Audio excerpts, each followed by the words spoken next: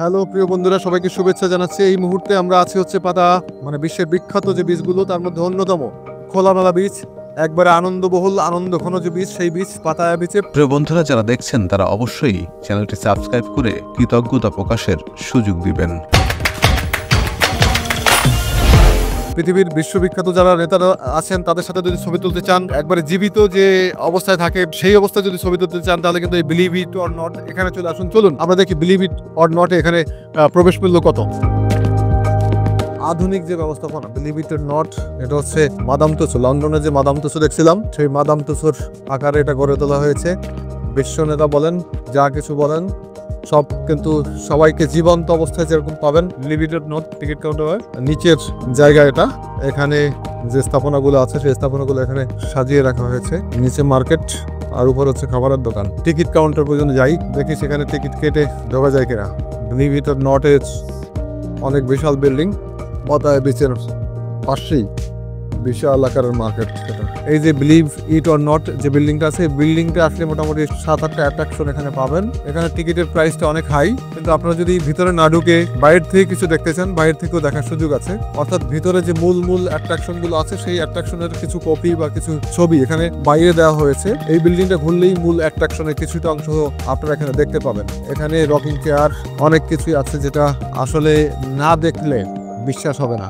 স্কার্সিম park ডাক, এখানেও আরো কিছু ভয়ের রাজ্য আছে। মানুষের মাথায় পানি দিয়ে খাচ্ছে, ভয়ের গন্ধ পাচ্ছে। এখানে পুরোটাই এই পাশে ওই পাশ যা আছে কিন্তু ভয় পাবে না। ওয়াও, আর এক ভয় মানুষের ফেরাউনের ছবির মতো শুধু ছবি বসাই দিছে। মানুষের মমি, মানুষ মরে গেলে যে মমিতে রাখে সেই মমি এখানে তৈরি করা হয়েছে। অর্থাৎ এখানে আসলে মরার মধ্যে যে ভয় আছে, মরার যে ভয় আছে, সেই ভয়গুলো কিন্তু এখানে পেতে বাধ্য হবে। এখানে অনেক কিছু সাজিয়ে রাখা হয়েছে, সবগুলো অ্যাট্রাকশন দেখার সুযোগ আছে 2300 বাদ খরচ করার কারণে। যা কিছু দেখবেন সব এক বিল্ডিং এ দেখবেন। এই যে বসে আছে একেবারে জীবন্ত, এটা হচ্ছে মুভি থিয়েটার। অর্থাৎ 2200 টাকা টিকিট করলে এই মুভি থিয়েটার থেকে শুরু করে যা আছে সব কিছু এখানে দেখার সুযোগ আছে।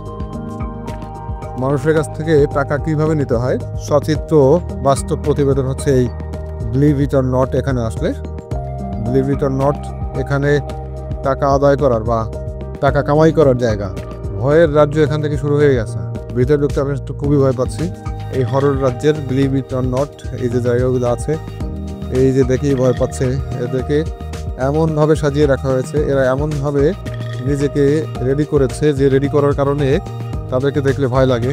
দেখে তো ভয় পাচ্ছে, এদেরকে একবারে ক্লোজ লাগতেছে।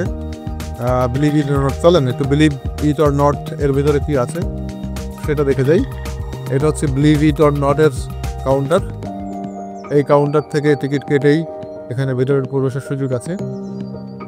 এখানে ইয়া হচ্ছে 11টা থেকে ওপেন অনলি, বেলা 11টা থেকে 2টা 30 পর্যন্ত এটা ওপেন। একেবারে কাউন্টারের মানুষগুলো রিয়েল আকারে বসে আছে ভূত সেজে। এই যে আরেকটা ভূত রিয়েল, সবাই ভূত সাজছে। ওই আর একটা ভূত সেজে বসে আছে এখানে। এটা হচ্ছে তাদের টিকিটের টাকা, সেটা হচ্ছে বাচ্চাদের জন্য 1299 আর বড়দের জন্য 2200। মানে এখানে যদি 2200 বাদ দিয়ে ঢোকেন বা 2300 বাদ দিয়ে ঢোকেন তাহলে কিন্তু এই 8টা 9টা অ্যাট্রাকশন দেখতে পাবেন। আপনারা চাইলে এখানে আসতে পারেন।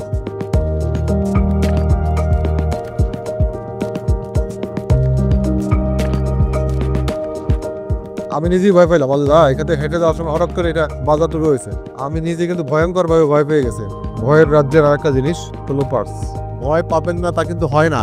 হরর রাজ্যে যদি আপনি ঢোকেন আপনি ভয় পাবেন মাস্ট।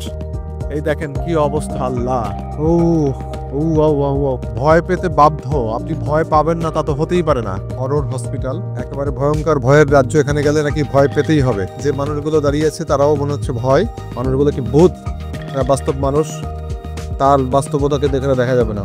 ওর মুখে কি করা হয়েছে। How you? Hello dear friends, এখানে চলে আসছি আমরা হরর রাজ্য, হরর হসপিটালে, মানে হরর হসপিটালিটি বা hospital. Can you please tell me brief which kinds of attraction you have inside the hospital? So of course, inside you have to walking and see anything like a doctor, nurse, die. Yes, anyone. Is it real? It is blue, color and maybe yes, blue and color. Oh. ভয়ের রাজ্য, ভিতরে হচ্ছে ভয়ের রাজ্য, যেটা হঠাৎ করে এমন কিছু হবে মানে আপনি কিন্তু ভয় পেয়েই যাবেন, আপনি কিন্তু ভয় পেয়ে যাবেন মাস্ট। এটা হচ্ছে হরর রাজ্য। হরর যদি কিছু দেখতে হয় এখানে আসতে হবে।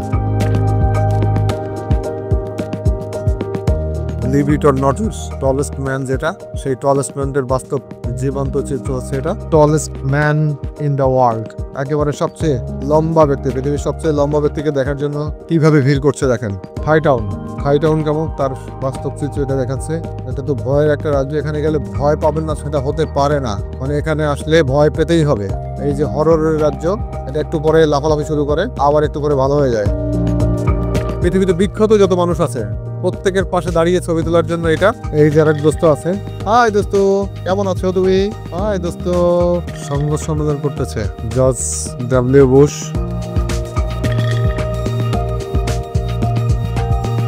বিখ্যাত যারা যারা আছে তাদের সবার ছবি এখানে তোলা পড়ছে, একেবারেই বাস্তব। এটা হচ্ছে এমন একটা প্রযুক্তি, অটো ভাবে উপরে উঠে যাচ্ছে দেখেন, আবার একটু পরে হয়তো নেমে যাবে। খ্রিস্টানদের যে পাদ্রী, সেই পাদ্রীর মুখমণ্ডল, এটা বাতাসে অটো উঠছে আবার অটো ভাবে নেমে যাচ্ছে। লিভ ইট অর নট, এখানে যদি আসেন তাহলে এই যে স্টারবাক্সে একটা কফি খেয়ে যেতে পারেন। এখানের কফির প্রাইস একেবারে আন্তর্জাতিক যে প্রাইস, সেই প্রাইসে কিন্তু এখানে কফি দেওয়া হয়।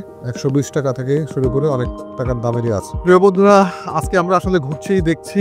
মূলত থাইল্যান্ডে আসলে যারা এই পাতায়া বিচে আসবেন তারা কিন্তু এখানে সবচেয়ে বিচের মজাটা অনেক বেশি। থাইল্যান্ডের অন্য কোনো বিচে আসলে এ ধরনের মজা পাওয়া যাবে না। From Bangladesh? Yeah, I am from Bangladesh. এই যে দুজন বাংলাদেশি পাইলাম, আপনারা কোথায় কোথায় ঘুরলেন বলেন, কেমন লাগছে? আমরা পাতায়া সিটি অল ঘোরার শেষ। পাতায়া আমাদের খুবই এক্সপিরিয়েন্স হলো, একটা কেমন লাগছে? এক্সপিরিয়েন্স আমরা নিলাম। কেমন পাতায়া সিটি কেমন? জি জি, যে wonderful beach in the world. আচ্ছা, এখানে পরিষ্কার পরিচ্ছন্নতা থেকে শুরু করে সবকিছু কেমন, ব্যবস্থাপনাটা কেমন বলুন তো? ব্যবস্থাপনা অনেক সুন্দর, দায়িত্ব পর্যটক আসে এই জায়গায় ঘুরতে। আচ্ছা, বাংলাদেশে এরকম বীজ বানানো সম্ভব না? হ্যাঁ, বানানো সম্ভব, বাট বাংলাদেশ মানে ওদের এতটা খেয়াল নেই, মানে পর্যটন এতটুকু শিল্পের দিকে। এই যে প্রিয় বন্ধুরা যেটা শুনলেন, বাংলাদেশে কিন্তু বীজ আছে, এরকম বীজ আছে, এর চেয়ে ভালো বীজ। ঢেউগুলো অনেক বড় বড়, কিন্তু সেখানে পরিষ্কার পরিচ্ছন্ন না বা সাজানো গোছানো বা পরিপাটি যে বীজ থাকার কথা, সেই ধরনের পরিপাটি বীজ নাই। বাংলাদেশি পর্যটকরা এখানে এসে কিন্তু সময় ভালো এনজয় করতে পারে, যেটা বাংলাদেশে পারে না। অর্থাৎ বাংলাদেশি কর্তৃপক্ষ যদি সেই বীজগুলো সংস্করণের উদ্যোগ নেয়, ভালো বানানোর উদ্যোগ নেয়, তাহলে সেটা কিন্তু আসলে বেশ দর্শনীয় হবে। এতক্ষণ সাথে থাকার জন্য ধন্যবাদ।